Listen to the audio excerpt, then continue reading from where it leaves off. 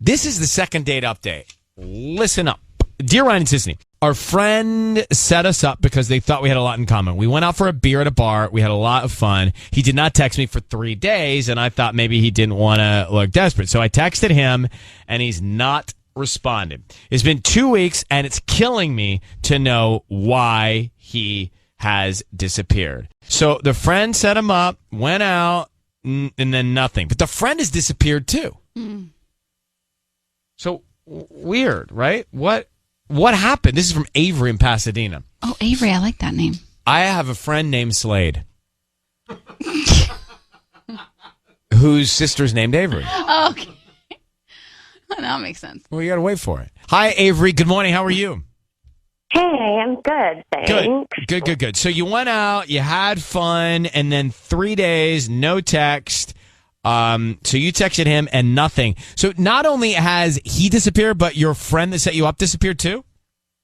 Well, he disappeared to my friend who set me up. Like, I reached out to Alex, our mutual friend, and he's like, oh, yeah, no, I haven't heard from him either. Oh, he disappeared from that? He okay, just, got it. Vanished. So, let's get into the minutes of the date. Did anything strange, awkward, weird happen?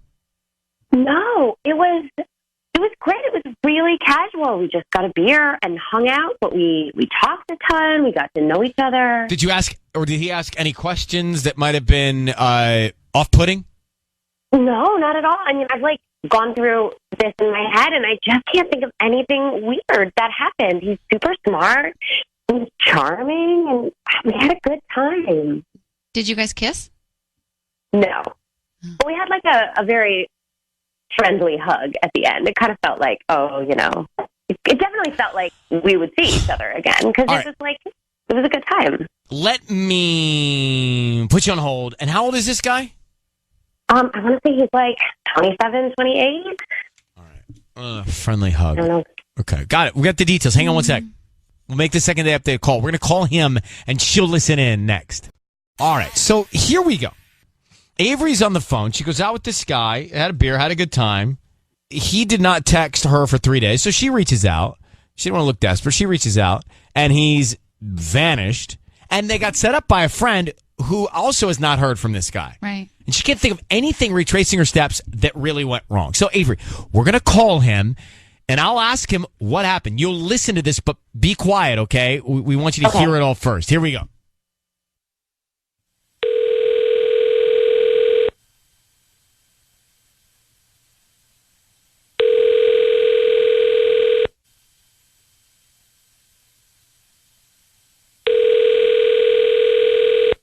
Hello. Hi, is Justin there? Yeah, right here. Hi, hey, Justin, Ryan Seacrest calling on 102.7 KISS FM. How are you, bro? Good, I think. Good. Well, How are that's you? good. I'm good. Thanks for asking. I need you to know we are on the air. So, Justin, just to jump into it, you're a single guy, yeah? Yeah. Yeah. Did you go out with a woman named Avery recently? Yeah, yes, I did. I did. And how'd it go? I honestly, it went pretty good. I had a good time. Would you go out with her again? Yeah, I've certainly thought about that. Yeah. It's just I guess I'm sorry. I'm kind of dealing with the fact that I'm suddenly having this conversation. No, no worries. So you would go out again, and have you asked her out again? And if not, why not? I have not asked her out again. I have commitment issues, man. I don't know why. I just do. So I kind of panicked. We had a mutual friend set us up, and it just suddenly everything kind of felt a little too close to home, and I didn't hit her back up. I didn't text her back, which is kind of weak. Okay. Well, I want to give you a second chance to strengthen your weakness, because Avery's on the phone and she had a great time. She's on the phone? Yes, and she would love to go out again. Hi. I don't know. I wanted to see you again. I wanted to know what happened because I thought we had a good time. No, yeah. Well, first of all, nothing wrong happened. Obviously, nothing bad. You're wonderful, and you probably would have heard from me again if I wasn't so into it. That was the problem. Yeah, I don't. Yeah, sorry. That's like a whole bunch to suddenly hear on the radio. Forget all that. That's a bunch of nothing. Here's the good news. We are here to share in this moment of success of you rekindling with Avery. Everybody on this phone had a good time, and everybody wants to go hang out again. And so forget all this panicking and working out thing. Stop thinking like that. If you have a commitment issue, you deal with that later. Yeah. Right? Later. Okay. Well, like you're gone out once. What kind of commitment is it, bro? Like you liked her, she liked you. Let's just see what happens. You don't have to go walk down the aisle and pick a wedding cake flavor for spring. Well, they have a mutual friend. Yeah, I can't. I have no argument for you there, Ryan.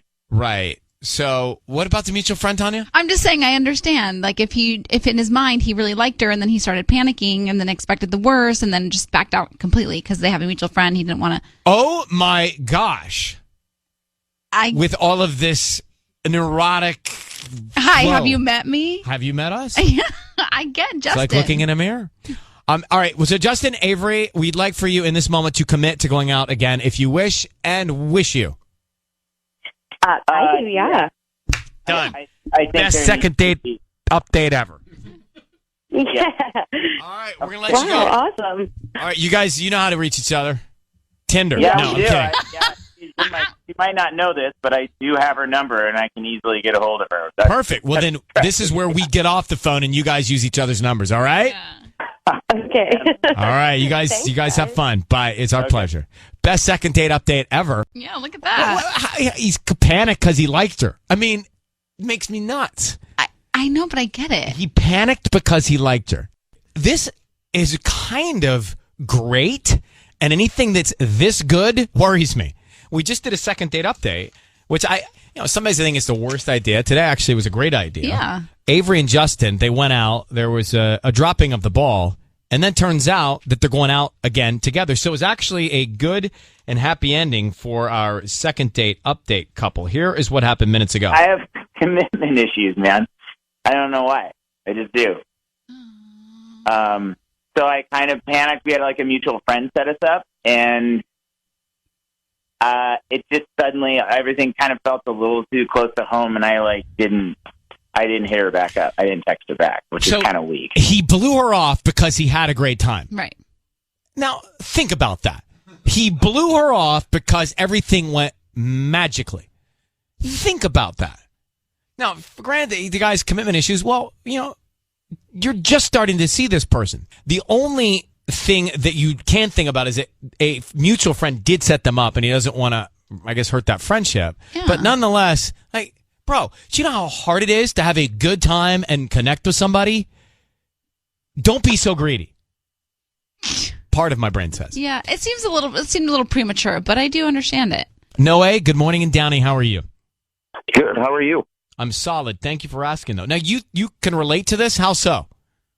Because it like when he said that he had commitment issues, he had no reasons.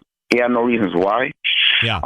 That sounds like a mental issue, like a mental health, like anxiety, depression, something like that. Like a real issue. Okay. Yeah, because I have the same issue. I'm actually a little excited that I'm calling in right now because I can't make these phone calls. I can't reply to text messages all the time. My anxiety or my depression doesn't allow me. And sometimes all of us that are affected that way, we don't know it until we go get it help.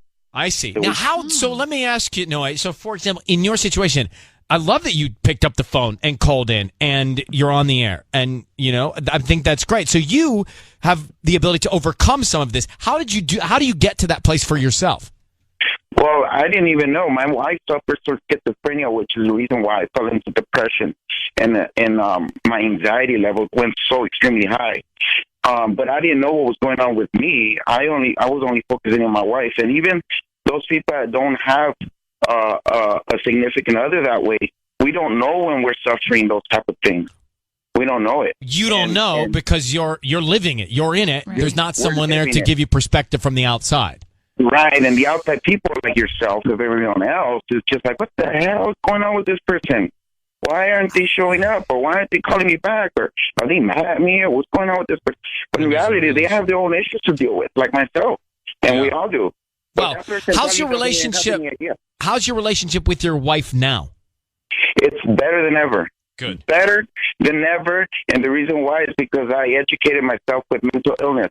And I didn't even have to go to my psychiatrist or therapy. I grabbed YouTube. I was so depressed I couldn't get up from the bed. I was in bed and I was just watching YouTube, trying to educate myself and trying to see what I can do to get off of this. That's amazing that you did it yourself with YouTube videos. Yeah, I did it myself. I even started a little T-shirt. I got inspired to do T-shirts for mental illness, but because I don't have the money to copyright it. I haven't released it, and I was supposed to do it on May 1st because May is a mental awareness month. Mm-hmm. But I didn't do it because I was in the beginning of the month. I fell into depression, but I'm doing a little better now. I want to go see my doctor. So. Well, bro, I got to tell you, first of all, thank you for calling for that point of view. I think it's very interesting to hear that point of view. I'm glad you called in. Second of all, you just did 3 minutes and 5 seconds of public speaking in front of millions of people. That was when I called, let me tell you something. Before I started doing this for a living, I used to call into radio stations. My heart would pound so fast. I was so nervous, and I still get that heart-pounding sensation when I speak, when I have to do a small group talk. I can talk to Tanya or Sissany, like just the three of us, and I can talk to a large group, but it's weird. Like a small group of 20, I'm not that good. It's so interesting. My heart pounds. Right now, I did get nervous when I called, and I was very panicking, but I had to ground myself, and grounding yourself is by looking around you and not trying to take yourself into your mind and drift away. So by grounding yourself, you're just looking and surrounding yourself, and that's present. So nothing is going on right now besides me and you on the phone, and that's all I know. I don't know about millions of people on the phone. Well, I said millions, probably about 40. But I just said that in case our boss is listening. Hey, you're a brother. Noe, thank you for calling from Downey. You have a great day. Thank you so much. And once I have my shirt back up, I'll try to get you guys. I'll tag you guys on social media, or I'll send it to you guys and see what you guys think. I have a pretty cool selfie shirts that are kind of like just for you to wear it and bring you up. Awesome. I tell you what I'm gonna do. I'm gonna put you on hold. Patty will get your info so you can connect with us when it's ready. Okay. Right. Awesome. Hold on one sec. Patty's coming to the line. All right.